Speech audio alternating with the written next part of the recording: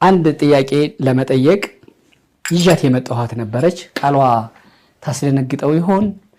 እኔን በተለይ አንተ ላስደነግጥ ይችላል። ለኔ ግን ለሰርሽ በሚቀርብበት ቋንቋው ተመጣጣኝ ይሆን ወይ በሚል እያሰብኩ ነበር። ካወራናቸው ጉዳዮች ካነሳህልኝ ሌሎች ድርጅቶች የማስታወቂያውን የምኑን ካነሳህልኝ በኋላ መጠየቁ ልክ ሆኖ አገኘሁት። ሰርሽ ከተከፈለው ምንም ማስታወቂያ ይሰራል? ይሄው ነው ጥያቄው። ገርም አይደለም። ከተከፈለው ምንም ነገር ይሰራል አይደለም። ከፍዬህ ከቢሮ ላስወጣህ እችላለሁ ላልሰራልህ ካላመንኩበት። ባጭሩ መልስ ነው። መርጬ ነው የምሰራው።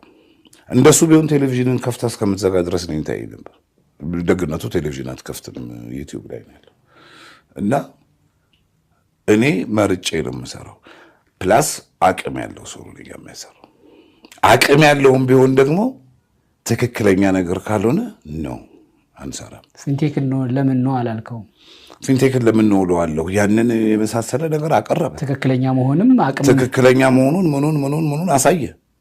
ስለዚህ ይሄንን ማስታወቂያውን ለማሰራት አንተን ለማሳመን ያክል እንጂ ለደንበኞቹ ግን የተቀበለው ደንበኞቹ በኋላ ነው እንትን ያሉት እኮ።